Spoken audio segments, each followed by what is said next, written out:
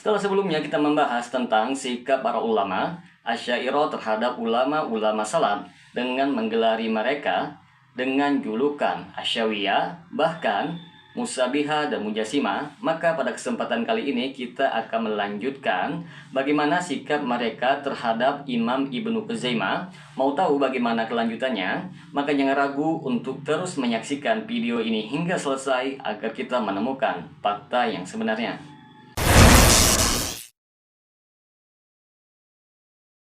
Assalamualaikum warahmatullahi wabarakatuh. Jumpa lagi dengan saya Rio Mulyadi di channel Manhaj Dakwah. Pada episode kali ini kita akan membahas tentang permusuhan ulama-ulama Asy'ariyah terhadap Imam Ibnu Khuzaimah. Imam Ibnu Khuzaimah terhitung sebagai ulama yang terkenal yang mengimplementasikan mazhab Ahlussunnah wal Jamaah, dan kitab beliau terhitung sebagai kitab pokok dalam membangun manhaj para ulama. Dan sungguh kitab tersebut sangat populer disebabkan kepopuleran penulisnya sendiri, yang mana beliau digelari dengan imamnya para imam, dan beliau termasuk ulama yang terkenal dari kalangan mazhab Syafi'i.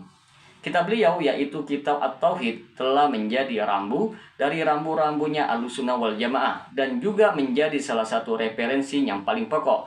Oleh karenanya banyak ulama dari mazhab akidah yang keluar dari Ahlussunnah wal Jamaah untuk membantah dan mendebatnya, apakah dari ulama Mu'tazilah, Asy'ariyah, atau selain dari keduanya.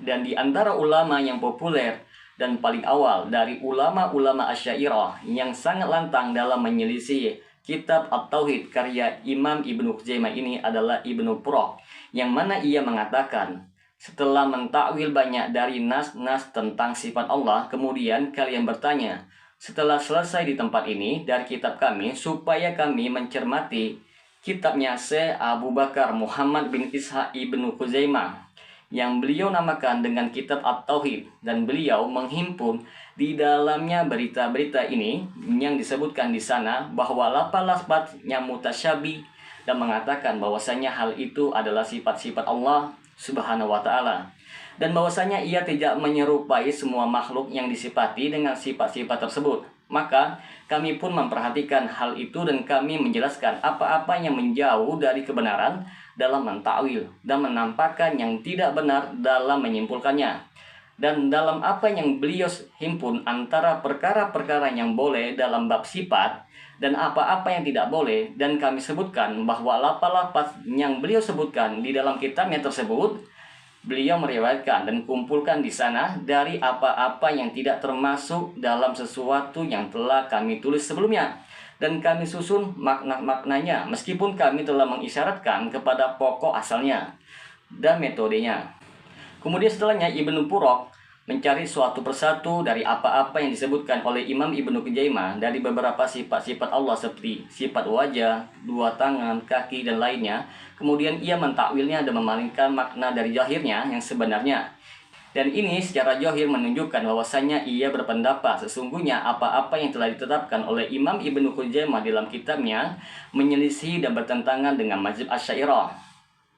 Dan di antara para imam kaum Asy'ariyah yang lantang menyelisihi kitab Ibnu Khuzaimah adalah Abu Umar Ar-Razi. Bahkan dia sangat keras dalam ucapannya dan mensifati Ibnu Khuzaimah dengan orang yang sedikit akalnya dan pemahamannya, serta menghukumi kitabnya dengan kitab syirik. Ia berkata, ketahuilah bahwasanya Muhammad bin Ishaq bin Ibnu Khuzaimah membawakan pendalilan para ulama kami dengan ayat-ayat ini, dan dalam kitab yang dia beri nama At-Tauhid, padahal sebenarnya ia adalah kitab syirik dan berlawanan dengannya. Dan saya sebutkan hasil dari ucapan setelah saya hapus ucapan yang panjang, karena ia adalah seseorang yang tidak jelas ucapannya, sedikit pemahamannya, dan kurang akalnya.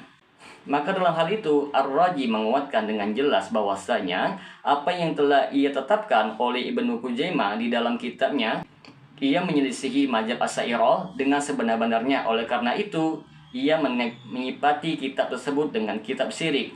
Dan di antara ulama yang mencela kitab At-Tauhid karya Imam Ibnu Khuzaimah serta menganggapnya keluar dari sunnah adalah Ibnu Jam'ah, di mana beliau mengatakan jika ada seseorang yang berhujjah dengan kitabnya Ibnu Khuzaimah Dan apa-apa yang beliau bawakan dari perkara-perkara yang mengerikan tersebut, maka sangat buruk apa yang beliau lakukan, berupa membawakan perkara-perkara yang lemah dalam hujjahnya, lagi dibuat-buat. Maka kami katakan, tidak ada kebaikan bagimu dan bagi orang-orang yang mengikutinya jika menyelisih dari dalil akal dan nakal dalam mensucikan Allah Ta'ala dengan hadis-hadis seperti ini, dan dengan membawakannya di dalam kitab-kitab mereka. Lebih lanjut, Ibnu Jam'ah mengatakan bahwa Ibnu Khuzaimah, meskipun dia adalah salah seorang imam dalam menukil hadis, akan tetapi beliau dalam mengamati hal-hal yang bersifat akal serta menetapkan kebenaran amatlah sangat jauh. Dan terakhir, Ibnu Jam'ah mentakwil nas-nas yang dibawakan oleh Imam Ibnu Khuzaimah dalam kitab beliau dan menetapkan apa-apa yang ditunjukkannya secara zahir berupa sifat-sifat Allah.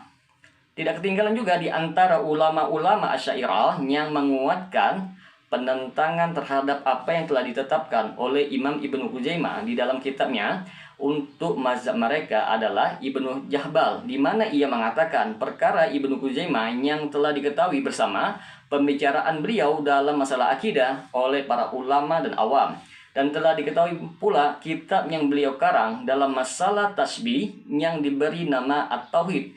Kitab ini telah banyak dibantah oleh para imam yang terdahulu, banyak untuk disebutkan.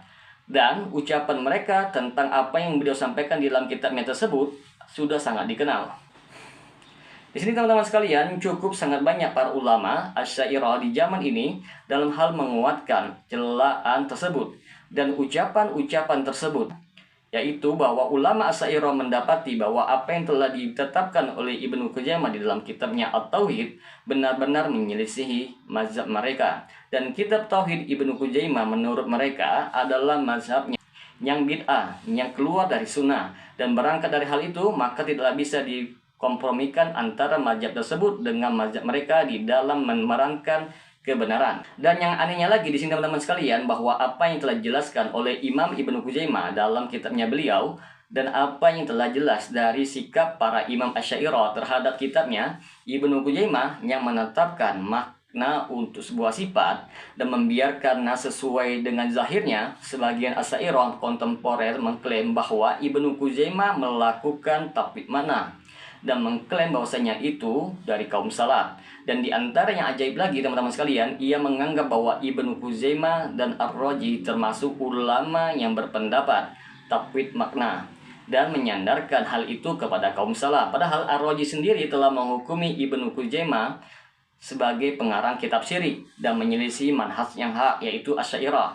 Maka di sini teman-teman sekalian, Ibnu Khuzaimah tidaklah seorang diri dalam menetapkan asas-asas akidah dalam kitabnya At-Tauhid. Bukanlah mazhab beliau secara khusus, bahkan ia adalah akidahnya para imam yang diikuti sebelum beliau, seperti Abu Hanifah, Malik, Syafi'i, Ahmad, As-Sauri, Ibnu Uyainah, Al-Bukhari, dan banyak lagi dan selain mereka. Dan beliau dalam kitabnya tidaklah bermaksud membangun akidah khusus untuk beliau sendiri, akan tetapi beliau hanyalah ingin menjelaskan akidah yang disepakati oleh para ulama sebelum beliau dan yang telah beliau ambil dari mereka. Oleh karenanya, beliau sangat gigih dalam menekankan halkan kesepakatan mereka akan hal itu di dalam banyak tempat. Di antaranya, ucapan beliau sendiri dan kami dan semua ulama-ulama kami dari penduduk Hijaz, Tihama, Yaman, Irak, Sam, Mesir, mazhab kami adalah menetapkan untuk Allah sesuai dengan apa yang ditetapkannya sendiri dalam Al-Quran. Kami menetapkan dengan lisan kami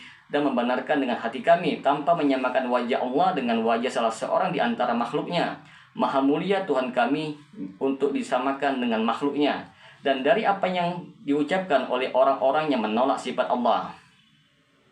Begitu pula yang beliau lakukan dalam ayat-ayat sifat yang lainnya seperti pendengaran, penglihatan, kedua tangan, istiwa di atas aras, tinggi dan lainnya. Maka beliau dalam menetapkan sifat-sifat Allah tersebut menggunakan ijma' di antara para imam salaf dalam hal ini.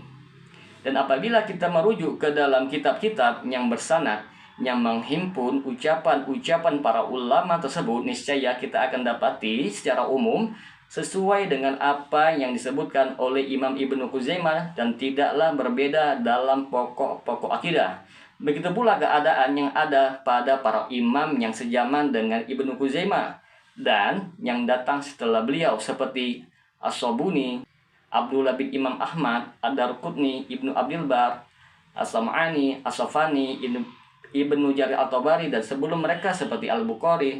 Semua dari mereka menetapkan sebagaimana yang telah ditetapkan oleh Imam Ibnu Huzaimah dalam bab sifat-sifat Allah, dan tidaklah berbeda sedikitpun. Dan inilah yang didapati oleh Al-Kausari, oleh karenanya dia menjadikan mereka masuk ke dalam golongan Mujassimah dan Musabiha dengan jelas.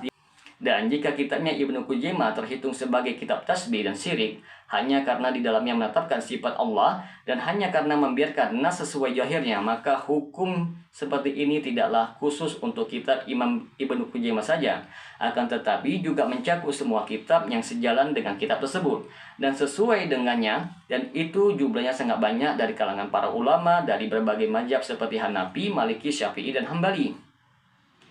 Maka dari kesemua itu, teman-teman sekalian, hukum dari para imam Asy'ariyah tersebut menegaskan bahwasanya mereka memandang perbedaan antara mereka dengan para imam Ahlussunnah wal Jamaah bukanlah perbedaan secara lapas saja, akan tetapi perbedaannya adalah perbedaan metode dan bersifat hakiki. Semoga dengan sedikit penjelasan ini dapat memberikan manfaat bagi teman-teman sekalian, dan apabila channel ini memberikan manfaat bagi teman-teman sekalian, silahkan subscribe dan share. Semoga bermanfaat. Assalamualaikum warahmatullahi wabarakatuh.